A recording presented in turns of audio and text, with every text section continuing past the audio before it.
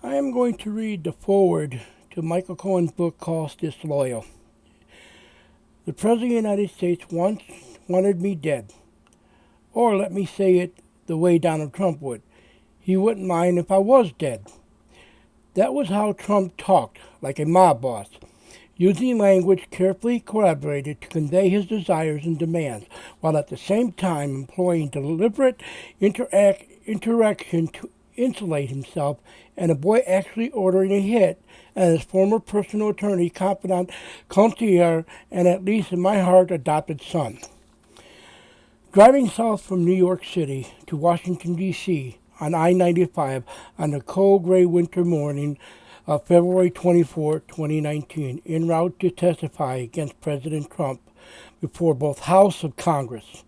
I knew he wanted me gone before I could tell the nation what I knew about him. Not the billionaire celebrity savior of the country or lying lunatic, not the tabloid tycoon or self-anointed chosen one, not the avatar at real Donald Trump of Twitter fame, but the real Donald Trump, the very man people know. If that sounds overdramatically, consider the powers Trump possessed and imagine how you might feel if he threatened you personally. Heading south, I wondered if my prospects for survival were going in the wrong direction. I was acutely aware of the magnitude of Trump's fury aimed directly at my alleged betrayal. I was wearing a baseball cap and sunglasses and kept the speedometer at 80, avoiding the glances of other drivers. And Trump's history of life, business, and political revolved around threats and the prospect of destruction. Financial, electoral, personal, physical, as a weapon. I know that he worked because I had frequently been the one screaming threats on his behalf as the fixer and designated thug. Ever since I flipped, I agreed to cooperate with Robert Mueller and the special counsel's office. The death threats had come by the hundreds on my cell phone, by email, snail mail, in tweets, on Facebook, enraged. Trump supporters vowed to kill me, and I took these threats very seriously. The president called me a rat and tweeted angrily accusations at me, as well as my family. All rats deserve to die, I was told. I was a low-life Judas. They were going to hunt down. I was driving because I couldn't fly or take the train to Washington. If I had, I was sure I would be mobbed or attacked. For weeks walking the streets of Manhattan, I was convinced that someone was going to ram me with their car. I was exactly the person Trump was talking about when he said I could shoot somebody on Fifth Avenue and get away with it. My mind was spinning, and I sped toward D.C. For more than a decade, I had been at the center of Trump's innermost circle. When he came to my son's bar mitzvah, a generous gesture that I found touching, he told me then, 13-year-old boy, that his dad was the greatest, and that if he wanted to work at the Trump organization when he grew up, there would always be a position for him. You are family, Trump said to my son, and I fucking believed him. Pulling over at a service plaza, I gassed up, headed inside for coffee, black, no sugar. I looked around to see if I was under surveillance or being followed. A sense of dread consuming my thoughts. Who was that FBI type in the gray coat or the muscle-bound dude a few paces behind me? The notion that I was being followed or stalked may have seemed crazy, but it was also perfectly logical.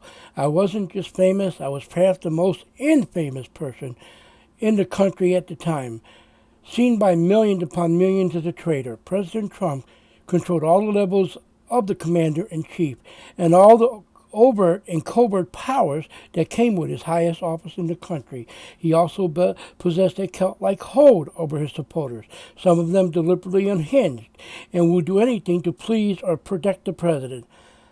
I knew how committed these fanatics were because I've been one of them. Alcoolate, obsessed with Donald Trump, and demented followers willing to do anything for him, including, as I vowed once to a reporter, take a bullet. On the eve of my public testimony, lying in the still of night in my hotel room, taking a blow assumed a completely different meaning.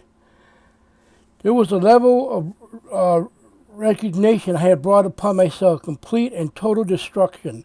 I closed my eyes, wishing the nightmare would end. When I was started working for Trump, I had been a multi-million-dollar lawyer and businessman, and now I was broke and broken.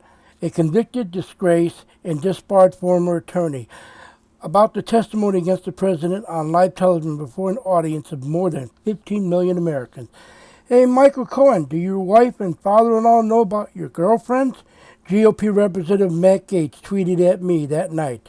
To cite just one example of the juvenile idiocy and menace aimed in my direction. I wonder if she'll remain faithful when you're in prison. She's about to learn a lot.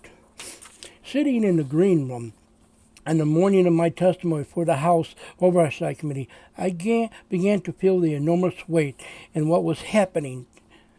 For some reason, after all I'd been through, all I put my family and the country through, waiting in that room was a moment when the gravity of what was about to happen truly hit home. The United States was being torn apart, its political and cultural mental well-being threatened by a clear and present danger named Donald Trump.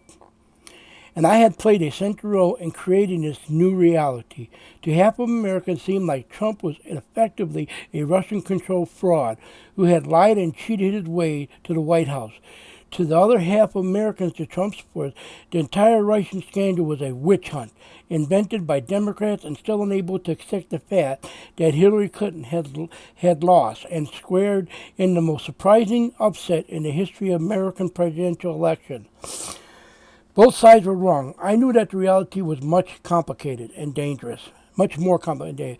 Trump had colluded with the Russians, but not in the sophisticated ways imagined by his detractors. I also knew that the Mueller investigation was not a witch hunt. Trump had cheated in the election with Russian connivance, as you will discover in these pages, because doing anything, I mean anything to win, has always been his business motto and way of life. Trump has also continued to pursue a major real estate deal in Moscow during the campaign. He intended to institute himself into the world of Vladimir Putin and his coterie of corrupt billionaires oligarchs. I know because I was personally ran that deal and kept Trump and his children closely informed of all updates, even as the candidate blatantly lied to the American people saying there was no collusion. I have no dealings with Russia. There's no Russia. The time to testify nearing, I asked the sergeant-at-arms for a few minutes of privacy and the room was cleared. Sitting alone in my thoughts and my heart racing, I had the first panic attack of my life. I struggled to breathe and stand. The pressure was too much. I had contemplated suicide in recent weeks as a way to escape unrelenting insanity. Reaching for a seat, I started to cry. A flood of emotions overwhelmed me. Fear, anger, dread, anxiety, relief, terror. It felt something like when I was in the hospital waiting the birth of my daughter and son, with so many powerful and unprecedented emotions welling up in anticipation. Only I knew was that child being born and all the pain and blood were part of the birth of my new life and identity. Trying to pull myself together, I went to the private bathroom and checked my eyes to see if they bloodshot or puppy. To my relief, they weren't. I splashed the water on my face with cold water and felt calm coming over me. Then a surge of confidence and adrenaline. I had pled guilty to multiple federal crimes, including lying to Congress, but I was there to tell the truth, the whole truth and nothing but the truth. I knew that Trump and the Republican House members wanted me to hesitate, falter, show weakness, even break down. They wanted me to look unreliable, shifty, and uncertain about the truth in myself. This was blood sport, and they wanted me to cower. I wasn't going to give them the satisfaction. I decided I was going to nail it. Sometimes the sergeant-at-arms called out, opening the door, "You are on, Mr. Cohen." One deep breath, and I stepped into the hallway. In the crunch of photographers and TV cameras and the craziness of wall-to-wall national obsession, I made my way alone through the jostle and shoved of the surging crowd as I experienced the out-of-body sensation of seeing myself on television screen walking in to testify. I was truly bizarre to be at the epicenter of American history. That moment to personify so many fears and resentment to the villains or survivors, depending on your point of view. So speak the truth to power in an age when truth itself was on trial. There I was, watching myself on TV, the Michael Cohen every had an opinion about. Liar, snitch, idiot, bully, sycophant, convicted criminal, the least reliable narrator on the planet. So please permit me to reintroduce myself in these pages. The one thing I can say with absolute certainty is that whatever you may have heard or thought about me, you don't know me or my story or the Donald Trump that I know. For more than a decade, I was Trump's first call every morning and his last call every night. I was out of Trump's office on the 26th floor of the Trump Tower as many as 50 times a day, tending to his every demand. Our cell phones had the same address book, our contacts so intertwined, overlapping, and intimate that part of my job was to deal with the endless queries and requests. However, large or small, from Trump's countless rich and famous acquaintances, I called any and all the people he spoke to, most often on his behalf as his attorney and emissary. And everyone knew that when I spoke to them, it was good as if we were talking directly to Trump. Apart from his wife and children, I knew Trump better than anyone else did. In some ways, I knew him better than even his family did because I bore witness to the real man in strip clubs, shady business meetings, and in the underguard moments when he revealed who he truly was: a cheat, a liar, a fraud, a bully, a racist, a predator, and a con man. There are reasons why there has never been an intimate portrait of Donald Trump, the man, in part because he has millions of acquaintances, pals, and hanger-ons, but no real friends. He has no one he trusts to keep his secret. For 10 years, he certainly had me, and I was always there for him, and looked at what happened to me. I was urged to really consider that fact. Trump had no true friends. He lived his entire life avoiding and evading taking responsibility for his actions. He crushed or cheated or stood in his way. But I know when the skeletons are buried. I know where the skeletons are because I was the one who buried them. I was the one who most encouraged him to run for president in 2011 and then again in 2015, carefully orchestrating the famous trip down the escalator in Trump Tower for him to announce his candidacy. When Trump wanted to reach Russia, President Vladimir Putin, via a secret back channel, I was tasked with making the connection in my Keystone Cop fashion. I stiffed contractors on the path, ripped off his business partner, lied to his wife Melania to hide his secret infidelities, and bullied and screamed at anyone who threatened Trump's path to power. From more golden showers in a sex club in Vegas to tax fraud to deals with corrupt officials from the former Soviet Union to catch and kill conspiracies to silence Trump's clandestine lovers, I wasn't just a witness to the president's rise, I was an active and eager participant. To underscore that last crucial point, let me say now that I had an agency in my relationship with Trump. I made choices along the way, terrible, heartless, stupid, cruel, dishonest, destructive choices. But they were mine and constitute my reality in life.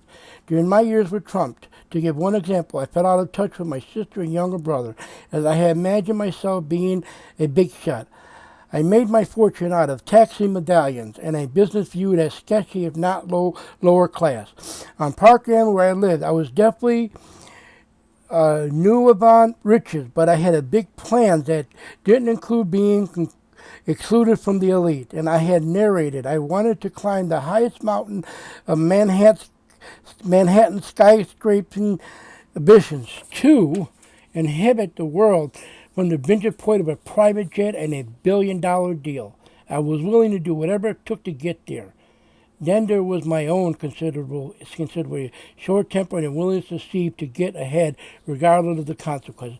As you read my story, you will no doubt ask yourself if you like me or if you would act as I did. And the answer will frequently be no both to both of these questions, but permit me to make a point. If you had read my stories written by people you like, you would never be able to understand Donald Trump or the current state of the American soul. More than that, it'd only be actually understanding my decision and action that you can get inside Trump's mind and understand his worldview. If anyone in law enforcement was to tell you it's only gangsters who can reveal the secrets of organized crime, if you want to know how a mob really works, you got to talk to the bad guys. I was one of Trump's bad guys. In his world, I was 100% a made man. Before I could read my opening statement to the Oversight Committee on the day of the public testimony, the Republicans started playing procedural games. It was clearly an attempt to rattle me. I thought a spectacle that was only demeaning them and the institution itself. As I started to answer questions, it was evident that the Republicans didn't want to hear a word I had to say, no matter how true or critical to the future of the country. For all the hard truth I spoke about Trump, I wasn't entirely critical of him, nor will I do in these pages. I knew that Trump is a human being, not a cartoon character on television. That means I knew he's full of contradictions. Mr. Trump is an enigma, a conundrum, a mystery. I testified to the committee. He's complicated, as am I. He does both good and bad, as do we all. But the bad far outweighs the good, and since taking office, he has become the worst version of himself. He is incapable of behaving kindly, but he is not kind. He's capable of committing acts of generosity, but he's not generous. He's capable of being loyal, but he's fundamentally disloyal. Liar, liar, pants on fire, one of the Republicans taunted me, perfect expression the stupidity and leniency of his party's antics. To drive this point home, they eventually made a sign with a picture of me on it. In bold letters, the sign proclaimed, "Liar, liar, pants on fire." I recognized the childish games replaced with Trump-like slogans because I had played them myself. And the pitiful sight of Republicans throwing aside their dignity and duty in an effort to grovel at Trump's feet, I saw myself and understood their motives. My insatiable desire to please Trump, to gain bargains. I would do anything to accommodate what wield, maintain, exert, exploit power. In this way, Trump and I was most alike. In his naked lust for power, the president and I were soulmates. I was so vulnerable to his magnetic force because he offered an intoxicating cocktail of power, strength, celebrity, and a complete disregard for the rules and realities that govern our lives. To Trump, life was a game, and all that mattered was winning.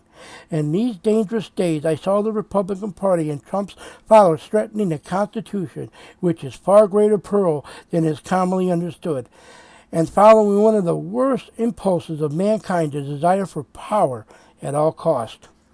To those who support the president and his rhetoric, as I once did, I pray the country doesn't make the same mistake I have made or pay the heavy price that my family and I are paying. I testified to Congress, exhorting them to learn from my example. Given me my experience working for Mr. Trump, I fear that if he loses the election in 2020, there will never be a peaceful transition of power. I conclude this is why I agree to appear before you today. Representing Elijah Cummings had the final word. As chair of the Oversight Committee, I sat in silence, listening to this now deceased man, with decades of experience in the civil rights movement and other forms of public service, who as a lawyer had represented disgraced lawyers like me. He understood that even the least of us deserved the opportunity to seek penance, redemption, and a second chance in life. Cummings was the lone politician I encountered in all my travels who took an interest in me as a human being. When I was reported to serve my sentence, he even took steps to ensure my security in prison. It was a selfless act of kindness for which I will always be grateful. I know this has been hard, Cummings said to me and the nation, his words hitting me like a kick in the gut. I know you faced a lot. I know that you are worried about your family, but this is part of your destiny. And hopefully this portion of your destiny will lead to the matter, Michael Cohen, a better Donald Trump and a better United States of America and a better world. I mean that from the depths of my heart. Representing Cummings concluded by saying, "We are better than this." I agree. Amen, I thought. Now sitting alone in upstate New York prison, wearing my green government-issued uniform, I began writing this story, longhand on a yellow legal pad. I often wrote before dawn so that not be disturbed in my thoughts when my fellow inmates awoke. I tried to report to the sewage. I had to report to the sewage treatment plant where some of us worked for a wage of $8 a month. As the month passed by, I thought about the man I knew so well. I became even more convinced that Trump will never leave office peacefully. The types of scandals that have surfaced in recent months will only continue to emerge with greater and greater levels of treachery and deceit. If Trump wins another 4 years, these scandals will prove to be the tip of the iceberg. I'm certain that Trump now he will face prison time if he leaves office. The inevitable cold karma to the notorious chant of "lock her up." But that is the Trump I know in a nutshell. He projects his own sins, crimes, and crimes on others, partly to distract and confuse, but mostly because he thinks everyone is corrupt and shameless and ruthless as he is. A poisonous mindset I know all too well. Whoever follows Trump into the White House, if the president doesn't manage to make himself the leader of her life he has started to joke about, and Trump never actually jokes, will discover a tangle of fraud and scams and lawlessness. Trump and his millions, would do anything to cover up that reality, and I mean anything. Watching Trump on the evening news in the prison rec room, I almost feel sorry for him. I know him so well, and I know his facial texts and tells. I can see the cornered look in his eye as he frays and rants and raves, searching for a protector, an advocate, someone willing to fight dirty and destroy his enemies. I see the man who have replaced me and continue to forfeit their reputation by doing the president's bidding. William Barr we're talking about. No matter how dishonest or sleazy or unlawful, Rudy Giuliani, William Barr, Jared Kushner, and Mike Pompeo are the Trump's new wannabe fixers, sycophants, willing to distort the truth and break the law in the service of the boss. All this will be to no avail. Trump doesn't want to hear this. He will certainly deny it, but he's lost without his original bulldog, lawyer Roy Cohen, or his other former pit bulls in personal return, Michael Cohen. During my testimony, a Republican House member repeatedly asked me to promise that I wouldn't write a book. I refused repeatedly. It was a way of saying I shouldn't be permitted to tell my story, in essence, giving up my First Amendment right. It was a clear sign of desperation and fear. I have lost many things as a consequence of my decision to mistake, including my freedom, but I still retain the right to tell the story about the true threat to our nation and the urgent message for the country it contains.